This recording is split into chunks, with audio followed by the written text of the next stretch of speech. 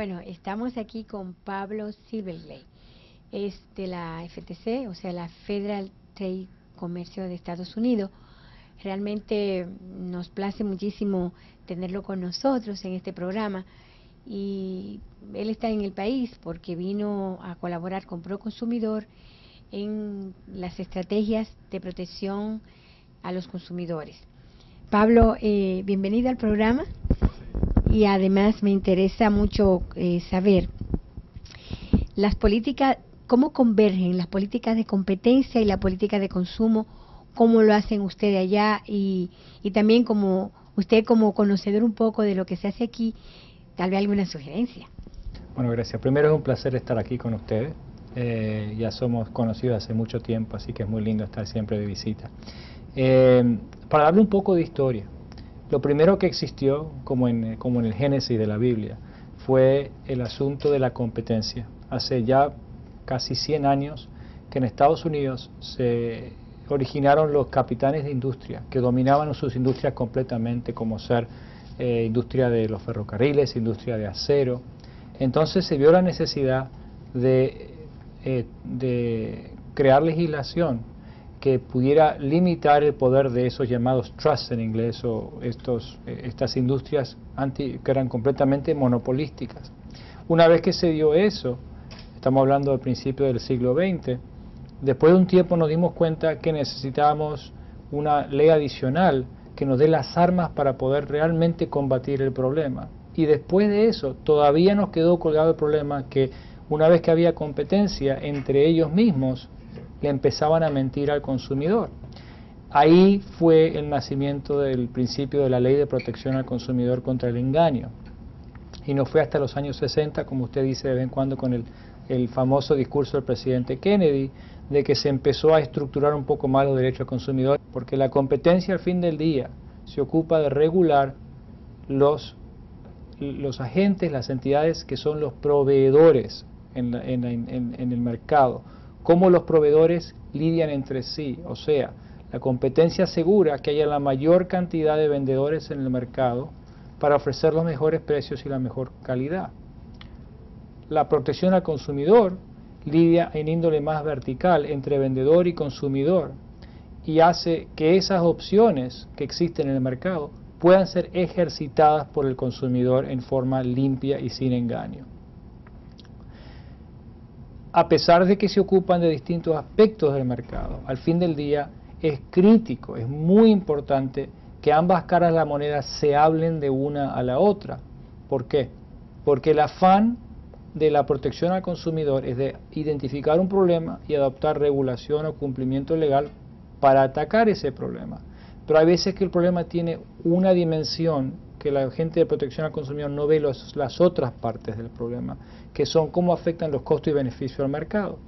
Por eso es importante que en el proceso de regular o hacer cumplir la ley, la gente de protección al consumidor sepa los distintos ámbitos y consecuencias de la regulación, que tiene costos no solamente para el gobierno, porque la regulación es costosa, sino que hay costos para la industria del mercado. Entonces la competencia le puede decir: yo sé que usted tiene buena intención de regular aquí o de cumplir allá, pero los efectos que va a tener esta acción al fin del día para el mercado completo, para el consumidor, le va a costar más que prevenir este tipo de problemas. Lo vemos mucho, por ejemplo, en los shows de televisión médico, que si hago este tratamiento quizá arregle este problema, pero le causa otro problema más grande a la larga. Al mismo tiempo, cuando el regulador de competencia está tratando de modificar una conducta, un dominio de mercado, prevenir una fusión o prevenir una conducta ilegal, ellos están viendo el mundo desde el punto de vista, como dijimos antes, de los mercados competidores entre ellos, pero quizá no estén viendo el efecto en los consumidores al fin del día, porque ¿quién sabe mejor cómo actúa el consumidor que la gente de protección al consumidor? Entonces, tiene que haber comunicación bilateral y en ambas direcciones, y es crítico que eso suceda para que al fin del día la acción del gobierno en forma conjunta realmente dé los mayores beneficios al consumidor.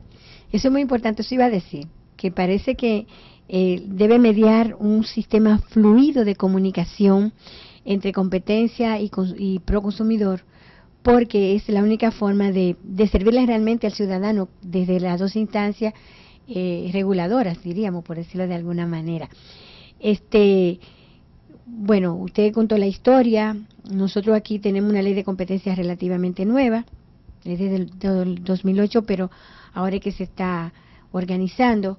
Nosotros somos un poco más dinámicos, tenemos 5 años y estamos trabajando.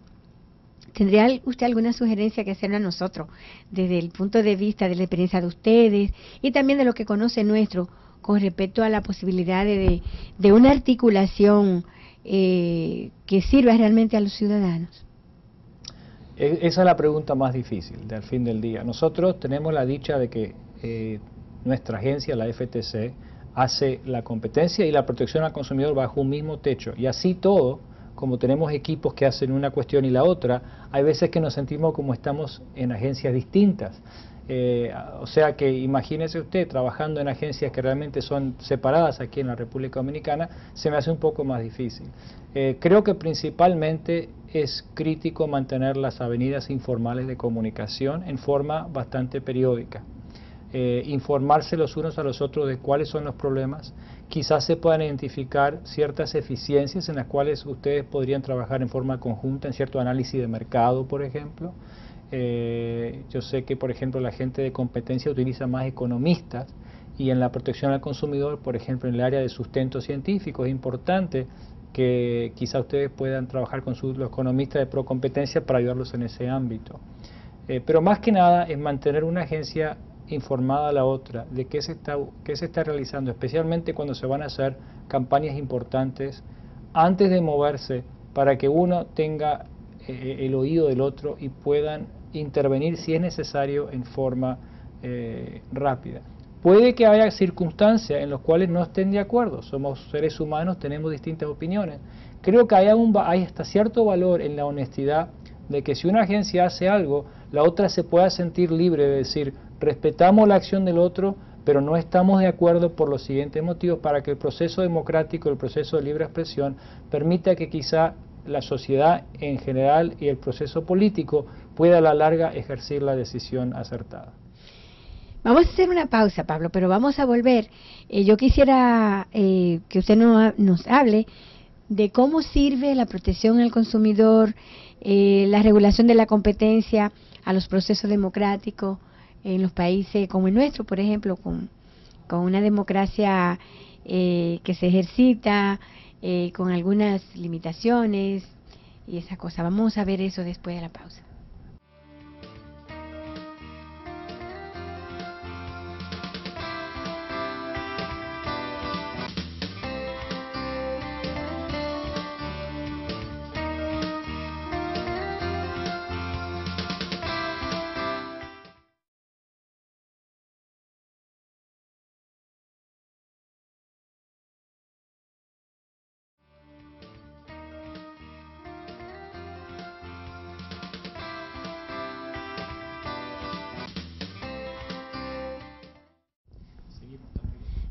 Pablo, la protección al consumidor, la regulación de la competencia, todos estos fenómenos que han cobrado relevancia en América Latina en los últimos años a propósito de la globalización de los mercados, del libre mercado y de lo que está pasando en el ordenamiento económico global.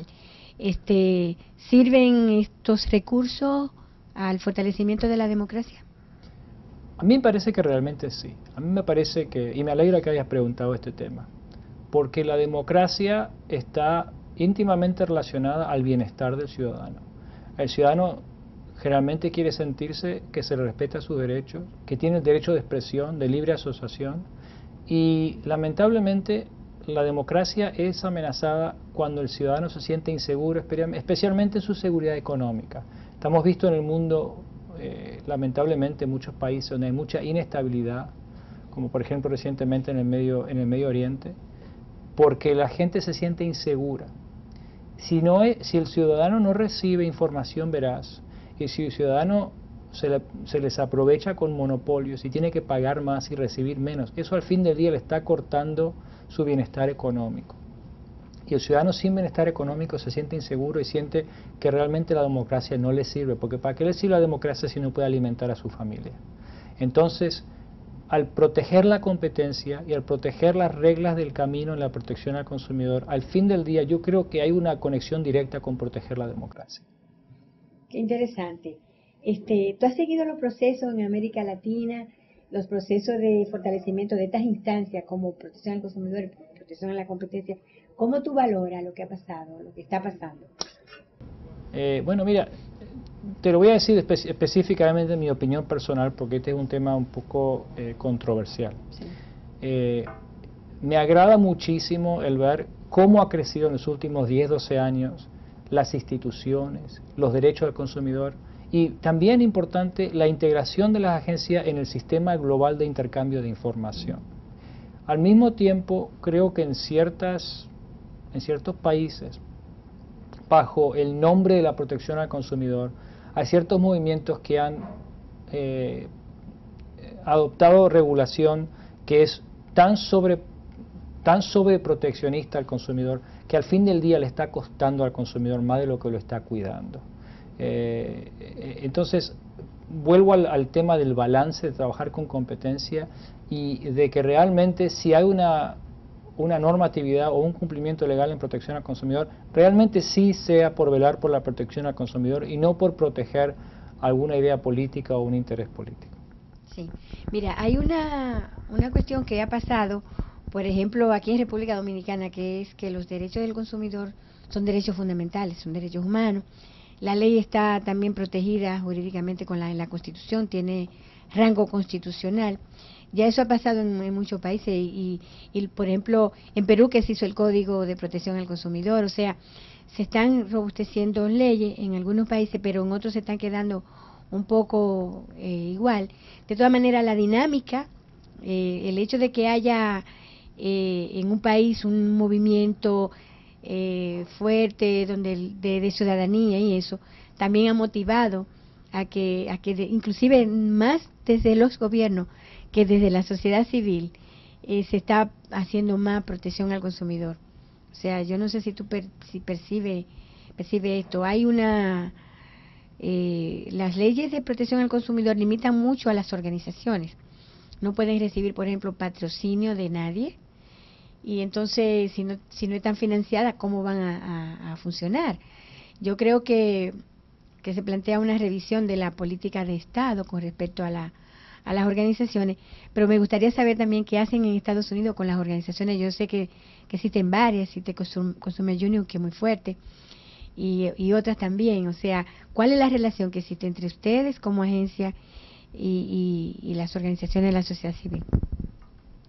Cabe decir que, por supuesto, como has comentado, tenemos un sistema muy fuerte de asociaciones de consumidores, pero para una persona que no vive en Estados Unidos, realmente si arriban a Estados Unidos le sorprendería qué distinto que es que en otros países. Por ejemplo, las asociaciones de consumidores no reciben ningún tipo de fondo de gobierno.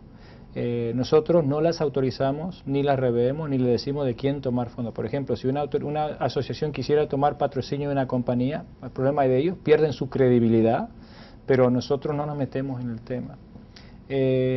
Lo que sí son las asociaciones en Estados Unidos, son completamente fundadas o mantenidas financieramente por lo que ellos pueden recibir de cómo lo pueden hacer. Por ejemplo, el Consumers Union vende la revista del Consumer Reports y así recibe mucho dinero, aunque en su revista no publican ningún tipo de publicidad, como tú sabes. ¿Cuál es su papel? Bueno, desde nuestro punto de vista de gobierno, nosotros trabajamos con ellos porque representan una visión y una voz importante de consumidores que son sus miembros.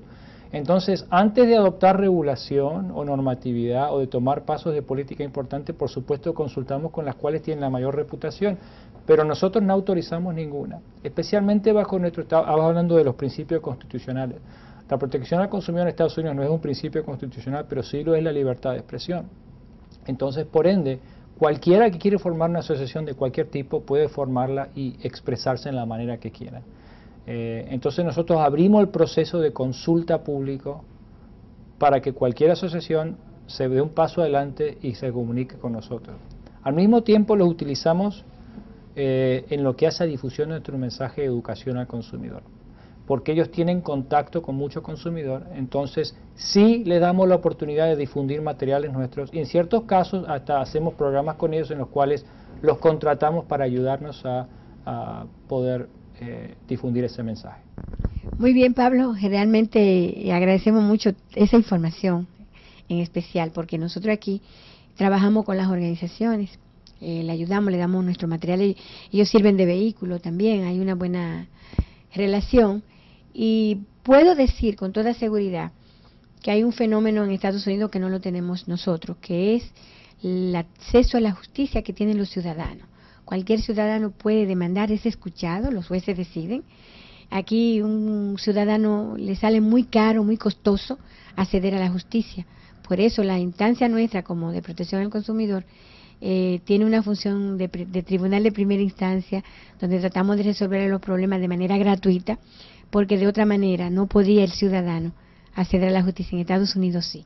Esa es una gran diferencia entre el ejercicio democrático de ustedes y el ejercicio democrático de nosotros. Ya quisiéramos nosotros aprender mucho de ustedes para tener realmente una democracia plena y una seguridad jurídica y ciudadana como debe ser. Gracias, Pablo.